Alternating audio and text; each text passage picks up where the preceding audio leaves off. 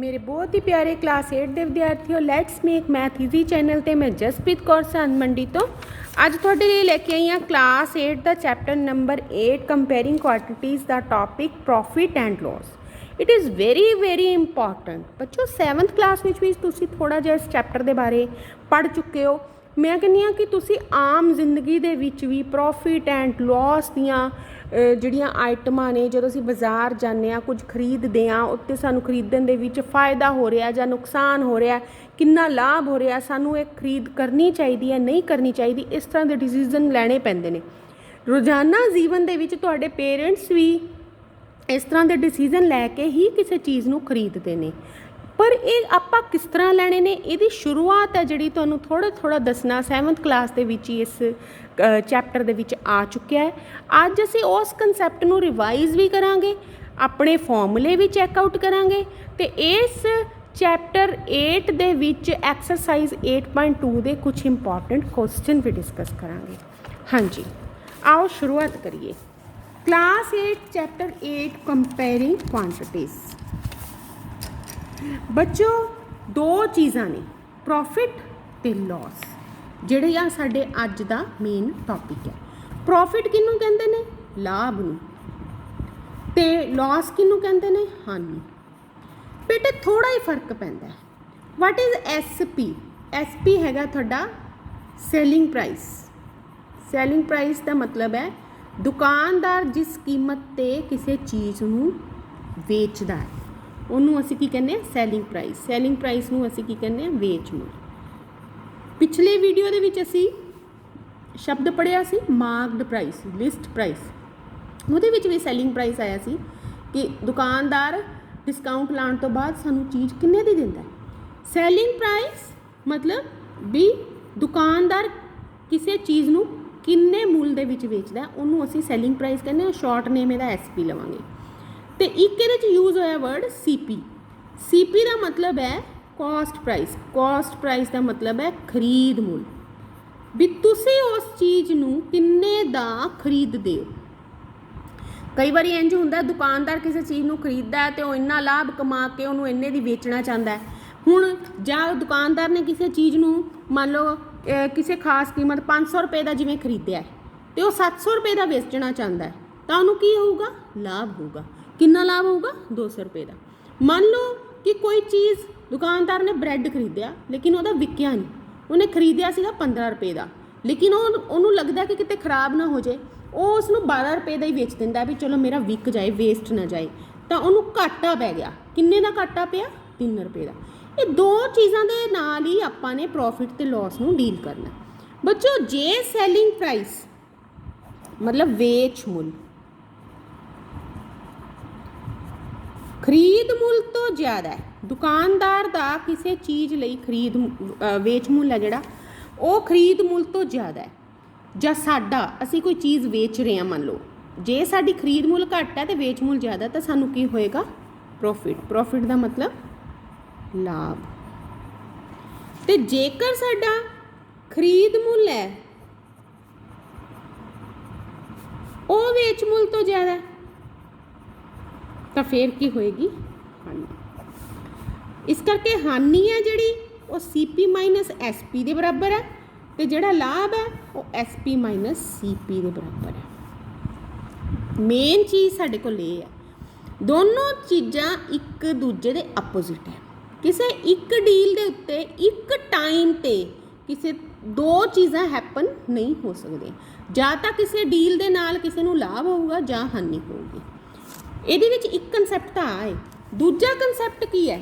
ਅੱਛਾ, ਹੁਣ ਇਹਦੇ 'ਚ ਮੈਂ ਤੁਹਾਨੂੰ ਯਾਦ ਕਰਾਉਣਾ ਚਾਹੁੰਦੀ ਹਾਂ ਬੱਚਿਓ, ਜਿਵੇਂ ਪਿਛਲੇ ਵਿੱਚ ਅਸੀਂ ਕੀਤਾ ਸੀਗਾ ਕਿ ਜਿਹੜਾ ਅਸੀਂ ਨੇ ਡਿਸਕਾਊਂਟ ਕੱਢਿਆ ਸੀ ਉਹ ਵੀ ਕਿਹਦੇ ਬਰਾਬਰ ਸੀਗਾ? ਉਹ ਵੀ ਕਿਹਦੇ ਬਰਾਬਰ ਸੀਗਾ? Marked price minus selling price. ਮੈਂ ਸਿਰਫ ਯਾਦ ਕਰਾ ਰਹੀ ਹਾਂ ਕਨਸੈਪਟ ਨੂੰ ਤਾਂ ਕਿ ਭੁੱਲਿਓ ਨਾ। ਇਹ ਵੀ ਆਪਣੀ ਯਾਦ ਰੱਖਣ ਵਾਲੀ ਚੀਜ਼ ਹੈ, ਇਹਦੇ ਨਾਲ ਮਿਲਦੀ ਜੁਲਦੀ ਹੈ। ਪ੍ਰੋਫਿਟ SP - CP, ਠੀਕ ਹੈ ਜੀ। ਹੁਣ ਦੂਸਰਾ ਕਨਸੈਪਟ ਇਹਦੇ 'ਚ ਆਉਂਦਾ ਪ੍ਰੋਫਿਟ ਪਰਸੈਂਟ ਦਾ। ਜਦੋਂ ਆਪਾਂ ਨੇ ਪ੍ਰੋਫਿਟ ਪਰਸੈਂਟ ਕਰਨਾ ਹੈ ਤਾਂ ਪ੍ਰੋਫਿਟ ਓਵਰ CP × 100%। ਜੇ ਲਾਸ ਪਰਸੈਂਟ ਕਰਨਾ ਤਾਂ ਲਾਸ ਓਵਰ CP × 100%। ਥੋੜ੍ਹਾ ਹੀ ਫਰਕ ਹੈ, ਪ੍ਰੋਫਿਟ ਹੈ ਤਾਂ ਪ੍ਰੋਫਿਟ ਉੱਪਰ ਲਾ ਦੇਣਾ, ਲਾਸ ਹੈ ਤਾਂ ਲਾਸ ਲਾ ਦੇਣਾ। ਤੁਹਾਨੂੰ ਯਾਦ ਹੈ ਜਦੋਂ ਅਸੀਂ ਡਿਸਕਾਊਂਟ ਪਰਸੈਂਟ ਕੱਢਿਆ ਸੀ डिस्काउंट परसेंट कढ़िया सी, वो की बन गया सी डिस्काउंट यानी कि कटौती, ਉਹਦੇ ਵਿੱਚ ਅਸੀਂ ਨੇ ਮਾਰਕਡ ਪ੍ਰਾਈਸ ਲਿਆ ਸੀ। ਬਸ ਇੰਨਾ ਕੁ ਫਰਕ ਹੈ। ਮੈਂ ਤਿੰਨੋਂ ਫਾਰਮੂਲੇ ਇੱਕੋ ਲਾਈਨ 'ਚ ਲਿਖ ਦਿੱਤੇ ਤਾਂ ਕਿ ਤੁਹਾਨੂੰ ਯਾਦ ਆ ਜਾਏ ਅਤੇ ਯਾਦ ਰਹਿ ਜਾਏ। ਪ੍ਰੋਫਿਟ ਵਾਲੇ 'ਚ ਦੇਖੋ ਪ੍ਰੋਫਿਟ ਉੱਤੇ ਹੈ, ਲੌਸ ਵਾਲੇ 'ਚ ਕੀ ਹੈ ਲੌਸ ਉੱਤੇ ਹੈ, ਡਿਸਕਾਊਂਟ ਵਾਲੇ 'ਚ ਕੀ ਹੈ ਡਿਸਕਾਊਂਟ ਉੱਤੇ ਹੈ।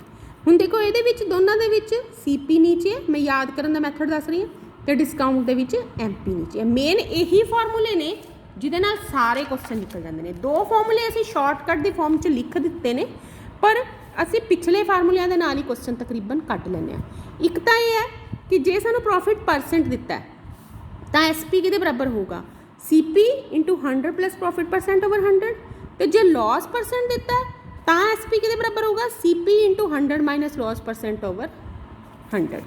ਹੁਣ ਜੇ ਅਸੀਂ ਨੇ CP ਕੱਢਣਾ, ਠੀਕ ਹੈ ਜੀ, ਪ੍ਰੋਫਿਟ ਪਰਸੈਂਟ ਦਿੱਤਾ ਹੈ SP into 100 over 100 plus profit percent, ਅਤੇ ਜੇ ਸੌਰੀ ਲੌਸ ਕੱਢਣਾ ਲੌਸ ਪਰਸੈਂਟ ਦਿੱਤਾ ਹੈ ਅਤੇ ਆਪਾਂ ਨੇ CP ਕੱਢਣਾ ਤਾਂ SP into 100 over 100 minus loss percent. But ਇਹਦੇ 'ਚ ਯਾਦ ਕਿਵੇਂ ਰੱਖਣਾ, ਦੇਖੋ ਜੇ ਆਪਾਂ ਨੇ SP ਕੱਢਣਾ CP ਉੱਪਰ ਹੈ, ਜੇ CP ਉੱਪਰ ਹੈ ਤਾਂ 100 ਪਲੱਸ ਪ੍ਰੋਫਿਟ ਪਰਸੈਂਟ ਵੀ ਕੀ ਹੈ ਉੱਪਰ ਹੈ। ਜੇ ਆਪਾਂ ਨੇ CP ਕੱਢਣਾ SP ਦੇ ਉੱਪਰ ਲਾਇਆ ਤਾਂ 100 ਨਾਲ ਮਲਟੀਪਲਾਈ ਹੋਏਗਾ। ਦੇਖੋ ਇਹ ਇੱਧਰੋਂ ਦੀ ਜਾ ਕੇ ਕਿਉਂਕਿ 100 ਨਾਲ ਮਲਟੀਪਲਾਈ ਹੋ ਜਾਂਦਾ। ਬਸ ਇਸ ਨੂੰ ਇਸ ਤਰੀਕੇ ਨਾਲ ਹੀ ਆਪਾਂ ਨੇ ਯਾਦ ਰੱਖਣਾ। ਕੋਈ ਬਹੁਤ ਜ਼ਿਆਦਾ ਫਰਕ ਨਹੀਂ ਹੈ ਦੋਨਾਂ ਫਾਰਮੂਲੇਸ 'ਚ, ਪਰ ਇਹਨੂੰ ਚੰਗੀ ਤਰ੍ਹਾਂ ਯਾਦ ਕਰਨਾ ਜ਼ਰੂਰੀ ਹੈ। ਹੁਣ ਅਸੀਂ ਕੁਐਸਚਨ ਦੇਖਦੇ ਹਾਂ। ਕੁਐਸਚਨ ਹੈ ਅ shopkeeper ਬਾਇਜ਼ 80 articles for 2400 and sells them for a profit of 16%. Find SP of each article। ਪਹਿਲਾਂ ਤਾਂ ਮਤਲਬ ਸਮਝੀਏ ਵੀ ਕੀ ਦਿੱਤਾ ਕੀ ਨਹੀਂ ਦਿੱਤਾ। ਸ਼ੌਪਕੀਪਰ ਬਾਇਜ਼ ਦਾ ਕੀ ਮਤਲਬ ਖਰੀਦਦਾ ਹੈ। 80 ਆਰਟੀਕਲਸ 80 ਚੀਜ਼ਾਂ ਕਿੰਨੇ ਦੀਆਂ 2400 ਦੀਆਂ। ਇਹਦਾ ਮਤਲਬ ਉਹਦੀ CP ਹੋ ਗਈ। ਇਹਦਾ ਮਤਲਬ ਹੈ CP ਆਫ, ਪਹਿਲਾਂ ਇੰਨੀ ਗੱਲ ਕਰ ਲਈ ਅਸੀਂ, 80 ਆਰਟੀਕਲਸ ਕਿੰਨੀ ਹੈ ਰੁਪੀਜ਼ 2400। ਹੁਣ ਜੇ ਆਪਾਂ ਇੱਕ ਆਰਟੀਕਲ ਦੀ ਦੇਖੀਏ ਤਾਂ ਕਿੰਨੀ ਹੋਏਗੀ 2400 ਓਵਰ 80 ਯਾਨੀ ਕਿ 30 ਰੁਪਏ। ਹੁਣ ਉਸ ਤੋਂ ਬਾਅਦ ਜਿਹੜਾ ਸ਼ੌਪਕੀਪਰ ਹੈ ਉਹਨੂੰ ਕਿੰਨੇ ਪਰਸੈਂਟ ਪ੍ਰੋਫਿਟ ਨਾਲ ਵੇਚਦਾ 16%। ਪ੍ਰੋਫਿਟ ਪਰਸੈਂਟ ਕਿੰਨਾ ਦਿੱਤਾ ਤੁਹਾਨੂੰ ਦੈਟ ਇਜ਼ 16%। CP ਕਿੰਨੀ ਦਿੱਤੀ ਹੈ ਰੁਪੀਜ਼ 30। ਹੁਣ ਦੇਖੀਏ ਤਾਂ ਪ੍ਰੋਫਿਟ ਕਿਹਦੇ ਬਰਾਬਰ ਹੋ ਜਾਏਗਾ, ਪ੍ਰੋਫਿਟ ਹੋ ਜਾਏਗਾ CP that is CP into profit percent over 100। ਇਹ ਬਣ ਗਿਆ ਤੁਹਾਡੇ ਕੋਲ 30 into 16 over 100 48 over 10 that is rupees 4.80। ਠੀਕ ਹੈ ਜੀ। ਹੁਣ ਆਪਾਂ ਕੋਲ ਇੰਨਾ ਪ੍ਰੋਫਿਟ ਹੋ ਗਿਆ ਤਾਂ ਉਹਦੀ ਸੈਲਿੰਗ ਪ੍ਰਾਈਸ ਈਚ ਆਰਟੀਕਲ ਦੀ ਕਿੰਨੀ ਹੋ ਗਈ ਜਿਹੜੀ ਆਪਾਂ ਨੇ ਸੈਲਿੰਗ ਪ੍ਰਾਈਸ ਕੱਢਣੀ ਹੈ। ਸੈਲਿੰਗ ਪ੍ਰਾਈਸ ਕਿਹਦੇ ਬਰਾਬਰ ਹੈ CP ਪਲੱਸ ਪ੍ਰੋਫਿਟ। ਕਿੰਨਾ ਬਣ ਗਿਆ 30 plus 4.8 that is 34.80 ਆਂਸਰ। ਯਾਨੀ ਕਿ ਉਹ 34 ਰੁਪਏ 80 ਪੈਸੇ ਦੀ ਅਗਰ ਵੇਚਦਾ ਤਾਂ ਉਹਨੂੰ 16% ਲਾਭ ਹੋਏਗਾ। ਹਰੇਕ ਪੀਸ ਉਹਨੂੰ 34 ਰੁਪਏ 80 ਪੈਸੇ ਦਾ ਵੇਚਣਾ ਪਏਗਾ। ਬੜੇ ਧਿਆਨ ਨਾਲ ਦੇਖੋ, ਸੌਖਾ ਕੁਐਸਚਨ ਹੈ। ਚਾਹੇ ਅਸੀਂ ਡਾਇਰੈਕਟ ਮੈਥਡ ਵੀ ਲਗਾ ਸਕਦੇ ਹਾਂ। ਇੱਕ ਹੋਰ ਕੁਐਸਚਨ ਦੇਖਦੇ ਹਾਂ। Cost of N article was rupees 15,500 and 450 were spent on the repair if it is sold for a profit of 15%। हाँ जी, सब तो पहले आपका कोल वर्ड आ गया cost of an article। मतलब आर्टिकल मैंने कोई वस्तु दी खरीद किन्नी है रुपीज़ 15,500। ਉਸ ਤੋਂ ਬਾਅਦ ਉਹਨੇ ਇੰਨੇ ਦੀ ਖਰੀਦ ਕੇ ਉਹਦੇ ਰਿਪੇਅਰ 'ਤੇ ਹੋਰ ਸਪੈਂਟ ਕਰਤਾ ਓਵਰਹੈਡ ਐਕਸਪੈਂਸਿਸ। ਮਤਲਬ ਵੀ ਉਹਨੇ ਉਹ ਥੋੜੀ ਜਿਹੀ ਖਰਾਬ ਸੀ, ਉਹਨੂੰ ਠੀਕ ਕਰਾਉਣ ਤੇ ਕਿੰਨੇ ਪੈਸੇ ਖਰਚ ਕਰਤੇ। ਹੁਣ ਕੁਐਸਚਨ ਇਹ ਹੈ ਵੀ ਪਹਿਲਾਂ ਹੀ ਇੰਨੇ ਪੈਸੇ ਲੱਗ ਗਏ ਸੀ, ਇੰਨੇ ਪੈਸੇ ਹੋਰ ਖਰਚ ਹੋ ਗਏ, ਤਾਂ ਹੋਰ ਜਿਹੜੇ ਖਰਚ ਹੋ ਗਏ ਤਾਂ ਉਹਨੂੰ ਅਸੀਂ ਕਿਹਦੇ 'ਚ ਸ਼ਾਮਲ ਕਰੀਏ ਬੱਚਿਓ, ਉਹ ਕੋਸਟ ਵਿੱਚ ਹੀ ਸ਼ਾਮਲ ਹੁੰਦੇ ਨੇ। ਉਸ ਤੋਂ ਬਾਅਦ ਉਹਨੇ ਕਿਹਾ ਇਟ ਇਜ਼ ਸੋਲਡ, ਸੋਲਡ ਮੈਨੇ ਵੇਚੀ ਗਈ। ਪ੍ਰੋਫਿਟ ਆਫ 15% ਯਾਨੀ ਪ੍ਰੋਫਿਟ ਪਰਸੈਂਟ ਦਿੱਤਾ ਹੈ, ਆਪਾਂ ਨੇ SP ਕੱਢਣੀ ਹੈ। ਹੁਣ ਸਭ ਤੋਂ ਪਹਿਲਾਂ ਕੀ ਆ ਜਾਊਗਾ ਸਾਡੇ ਕੋਲ, cost of article that is rupees 15,500। ਤਾਂ ਹੋਰ ਸਪੈਂਟ ਔਨ ਰਿਪੇਅਰ ਯਾਨੀ ਓਵਰਹੈਡ ਐਕਸਪੈਂਸਿਸ ਵੀ ਲਿਖ ਸਕਦੇ ਹਾਂ ਅਸੀਂ, ਜਾਂ ਮੈਂ ਸਿੱਧਾ ਹੀ ਉੱਥੋਂ ਦੇ ਕੇ ਲਿਖਤਾ ਵੀ ਸਪੈਂਟ ਔਨ ਰਿਪੇਅਰ ਕਿੰਨੀ ਹੈ, rupees 450। ਟੋਟਲ ਕੋਸਟ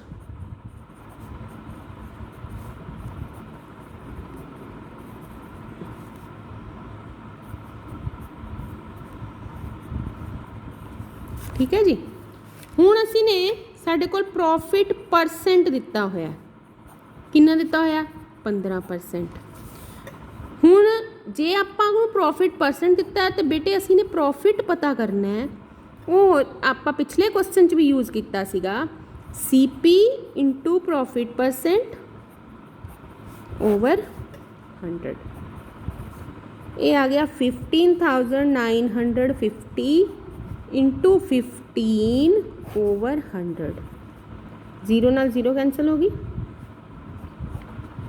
ਇਹਦੀ ਵੈਲਿਊ ਆ ਜਾਏਗੀ 23,925 ਓਵਰ 10, that is rupees 2392.5। ਹੁਣ ਇੰਨੀ ਆ ਗਈ। ਹੁਣ ਉਹ ਕਿੰਨੇ ਦੀ ਵੇਚੇ, ਇਹ ਤਾਂ ਉਹਦੀ ਪ੍ਰੋਫਿਟ ਆ ਗਈ ਵੀ ਇੰਨਾ ਪ੍ਰੋਫਿਟ ਉਹ ਕਮਾਉਣਾ ਚਾਹੁੰਦਾ ਹੈ। ਹੁਣ ਆਪਾਂ ਕੋਲ SP ਕਿਹਦੇ ਬਰਾਬਰ ਆ ਜਾਏਗੀ, SP ਬਰਾਬਰ ਹੈ CP plus profit, that is CP ਕਿੰਨਾ ਲਵਾਂਗੇ ਹੁਣ 15,950, ਕਿਉਂਕਿ ਉਹਨੇ ਓਵਰਹੈਡ ਐਕਸਪੈਂਸਿਸ ਦਾ ਖਰਚਾ ਵੀ ਵਿੱਚੋਂ ਹੀ ਕੱਢਣਾ, 2392.5।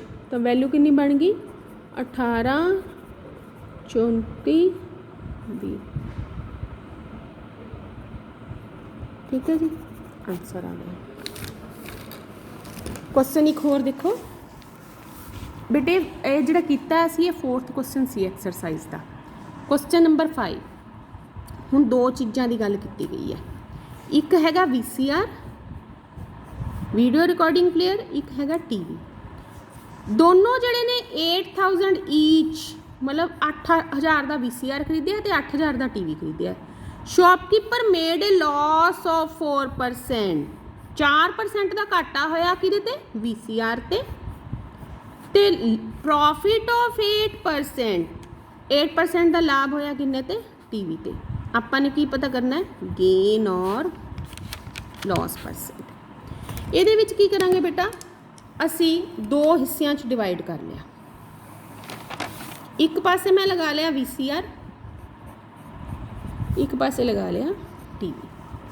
ਹੁਣ ਜਿਹੜਾ VCR ਸੀਗਾ, ਦੋਨਾਂ ਦੀ ਪਹਿਲੀ ਗੱਲ, ਪਹਿਲੀ ਲਾਈਨ ਕੀਤੀ ਹੋਈ ਹੈ ਬॉट मैंने खरीदे, किन्ने किन्ने दे 8,000 ਦਾ, ਇਹ 8,000 ਦਾ। ਇਹਦਾ ਮਤਲਬ ਹੈ CP ऑफ VCR किन्नी है, CP किन्नी है VCR ਦੀ 8,000 रुपये, ਤੇ TV ਦੀ CP किन्नी है, ਉਹ 8,000 रुपये। ठीक है जी। ਹੁਣ ਉਹਨੂੰ दूसरी line loss of 4% on VCR, तो लॉस कितना हो गया VCR ते हो गया जी 4%, ते TV ते सानू प्रॉफिट हो गया 8%। ठीक है जी। हुण आपां ने की कढ़ना है, पहला तो हुण इत्थे लॉस परसेंट होया, तो लॉस कितना होएगा, CP into loss percent divided by 100, यानी 8,000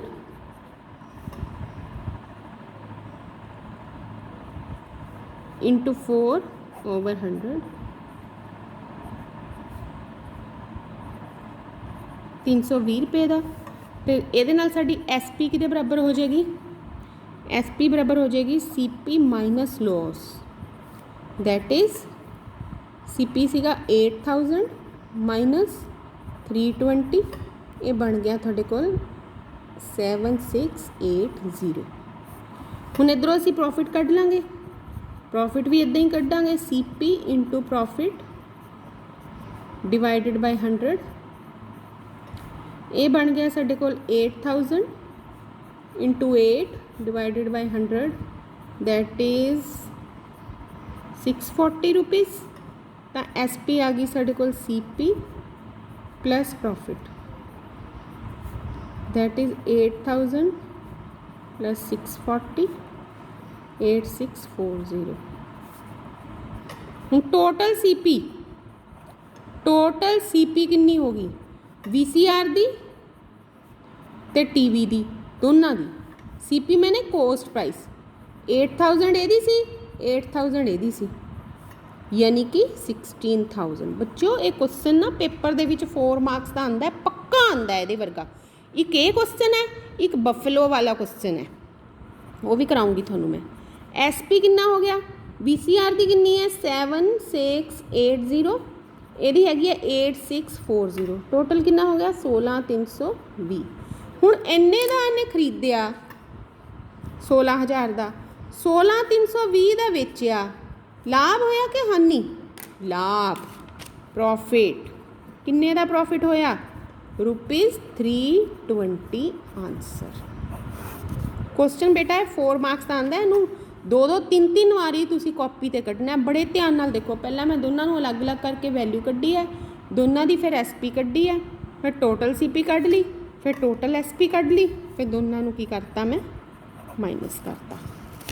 ये वर्गा एक क्वेश्चन आप होर ट्राई करते हैं। देखो, milkman sold 2 of his buffaloes ₹20,000 each. हुण इहदे विच सोल्ड है, हुण मैं तुहानूं सीधे डायरैक्ट मैथड नाल कराऊंगी, जिहड़े मैं डायरैक्ट मैथड लिखे हुए हैं। हाँ जी, ये बफलो 1 है, ये बफलो 2 है। बेटे इन्हां दोनों चों एक क्वेश्चन पक्का आंदा है। बफलो 1 जिहड़ी है ਉਹਦੀ SP कितनी है 20000, ते ਇਹਦੀ SP कितनी है 20000 रुपीज़ ला दो। उस तो बाद क्या ओन 1 एक दे उत्ते ही गॉट 5% गेन, ते ਇਹਦੇ ਤੇ मान लो फस्ट वाली बफलो ते गेन कितना हो गया 5%, दूजे वाली ते ਉਹਨੂੰ लॉस हो गया 10%। आपा ने फाइंड ओवरऑल गेन और लॉस आपा ने पता करना है। मेरे को SP दिता हुआ है, गेन दिता हुआ है, CP का फॉर्मूला मैं एक डायरैक्ट भी दसिया सी, SP का भी डायरैक्ट दसिया सी, मैं रिवाइज करवानी है। CP पता करन दा आ फॉर्मूला दसिया सी, SP पता करन दा आ फॉर्मूला दसिया सी। आपां डायरैक्ट फॉर्मूले नाल क्वेश्चन करन दी कोशिश करते हैं। CP किहदे बराबर हुंदा है SP into 100/100 plus profit percent, तो जो लॉस दिता हो SP into 100/100 minus loss percent, इन्हां दी आपां सीधी यूज़ कर लेनी है। तो CP किहदे बराबर हो जाएगा SP into 100/100 plus gain percent. Gain तो प्रॉफिट बच्चों इक्को ही गल हुंदी है, that is 20000 into 100/100 plus gain मीनस 105। ठीक है जी, इदां ही इधरों दी हो गया साडा CP बराबर SP into 100/100 minus loss percent, that is 20000 into 100/100 minus 10, that is 20000 into 100/90। हुण आपां इन्हां नूं सॉल्व करांगे। हाँ जी बेटा, इस तो बाद इनू कैंसल करके डिवाइड करांगे तो साढ़े कोल इन्नी वैल्यू आ गई 19,047.62, तो यदी आ गई 22,222.22। टोटल CP ਲਈ ਅਸੀਂ ਦੋਨਾਂ ਨੂੰ ਐਡ ਕਰ ਲਿਆ, ਤੇ टोटल CP ਲਈ ਦੋਨਾਂ ਨੂੰ ਐਡ ਕਰ ਲਿਆ, ਤੇ टोटल SP ਲਈ ਆਪਾਂ ਨੇ SP ਨੂੰ ਐਡ ਕਰ ਲਿਆ। SP ਇੱਕ ਦੀ ਵੀ 20000 ਸੀ, ਦੂਜੀ ਦੀ ਵੀ 20000 ਸੀ, 40000 ਹੋ ਗਿਆ। ਹੁਣ ਜੇ ਆਪਾਂ ਦੇਖਿਆ ਜਾਏ ਤਾਂ CP ਸਾਡੇ ਕੋਲ ਹੈਗੀ ਹੈ 41,269.84 ਤੇ SP ਹੈਗੀ ਹੈ 40,000। ਤਾਂ ਕਿਹੜੀ ਚੀਜ਼ ਬੜੀ ਹੋ ਗਈ? CP। ਕਿਹੜੀ ਚੀਜ਼ ਬੜੀ ਹੋ ਗਈ? CP। ਹੁਣ ਦੋਨਾਂ ਨੂੰ ਸਬਟਰੈਕਟ ਕੀਤਾ, ਲੋਸ ਆ ਗਿਆ। ਤਾਂ ਕਿੰਨਾ ਲੋਸ ਹੋ ਗਿਆ ਮਿਲਕਮੈਨ ਨੂੰ? 1269.84 ਰੁਪਏ ਆਨਸਰ। ਮੈਨੂੰ ਉਮੀਦ ਹੈ ਤੁਹਾਨੂੰ ਕੁਐਸਚਨ ਸਮਝ ਆ ਗਈ ਹੋਏਗੀ। ਇਹਨਾਂ ਕੁਐਸਚਨਾਂ ਨੂੰ ਆ ਜਿਹੜਾ ਬਫਲੋ ਵਾਲਾ ਕਰਵਾਇਆ ਤੇ VCVR ਵਾਲਾ ਕਰਾਇਆ ਬੇਟਾ, ਇਹਨੂੰ 4 ਮਾਰਕਸ ਦੇ ਵਿੱਚ ਇਹ ਕੁਐਸਚਨ ਪੱਕਾ ਆਉਂਦਾ। 2 3 ਵਾਰੀ ਕਰਕੇ ਇਹਨੂੰ ਪ੍ਰਿਪੇਅਰ ਕਰੋ। Very very important due to examination point of view. Channel ਨੂੰ ਲਾਈਕ ਕਰੋ, ਸਬਸਕ੍ਰਾਈਬ ਕਰੋ। ਕਮੈਂਟ ਬਾਕਸ ਵਿੱਚ ਮੁਸ਼ਕਿਲ ਕੁਐਸਚਨ ਵੀ ਪੁੱਛ ਸਕਦੇ ਹੋ। ਆਪਣਾ ਨਾਮ ਜ਼ਰੂਰ ਲਿਖੋ ਤਾਂ ਕਿ ਮੈਨੂੰ ਪਤਾ ਲੱਗ ਜਾਏ ਤੁਸੀਂ ਇਹ ਵੀਡੀਓ ਜਿਹੜਾ ਵੈ ਦੇਖ ਲਿਆ। ਮਿਲਦੇ ਹਾਂ ਅਗਲੇ ਵੀਡੀਓ ਵਿੱਚ ਇੱਕ ਨਵਾਂ ਕਨਸੈਪਟ ਲੈ ਕੇ। ਤਦ ਤੱਕ ਲਈ ਇਜਾਜ਼ਤ ਦਿਓ। Thank you very much.